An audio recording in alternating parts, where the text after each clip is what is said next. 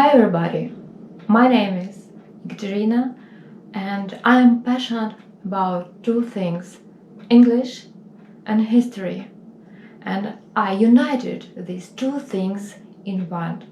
I want you to know better about such prominent people like doctors, architects, engineers and scientists. I want you to know how much they sacrificed to our life, how much they enrich our culture, life, and they remind us why we come here, why we live here on earth. And actually, I'm tired of so much information about dancers, singers, and football players. I think they don't deserve it. Nobody can be a genius from birth. It's the art of teachers to open the genius and to provide it with knowledge. There is no spheres in math which can be abstract. Each sphere one day will be applied in a phenomena of the real world. There are two quotes of incredible mathematician whose name was Nickolai Ivanovich Lobachevski.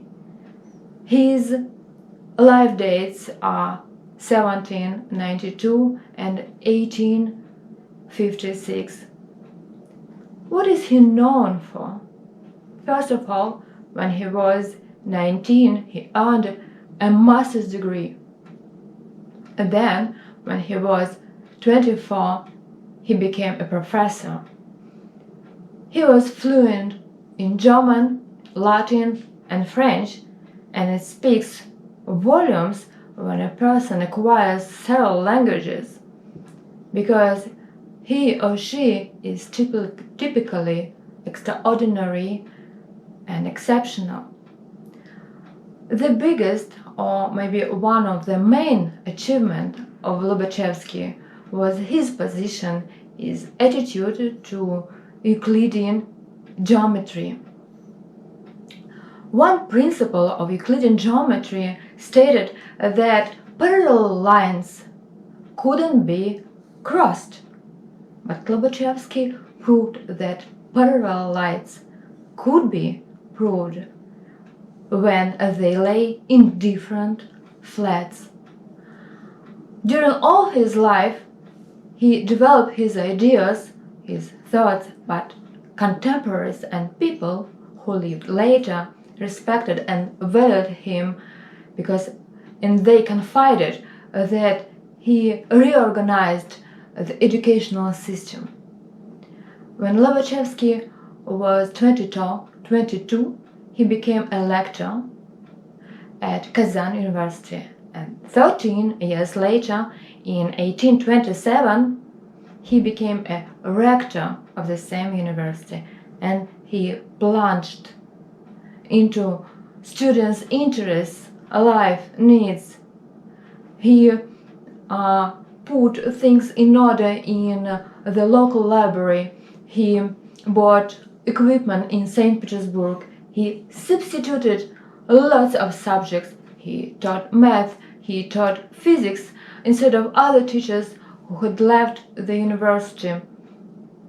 And he managed to keep all things in order. He managed to work on books, students' books like algebra, published in 1823, and geometry, published in 1824. And bear in mind that period. It was the time of Tsar's repressions. After the war against France in 1812, peasants showed extreme courage, extreme bravery, and almost all people, the majority of highly educated people demanded equal rights, proper rules, proper laws. But Alexander I thought differently. His reaction was quite opposite. He considered that sciences and studies and researchers spoiled people. And almost all professors, teachers, tutors became under government control and monitoring.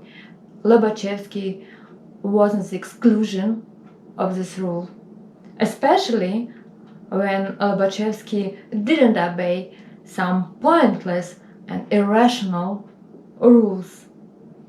He developed his ideas and protected his ideas and spent much time and efforts to study, to work. But these ideas were mercilessly criticized along his life by scientists, journalists, and editors.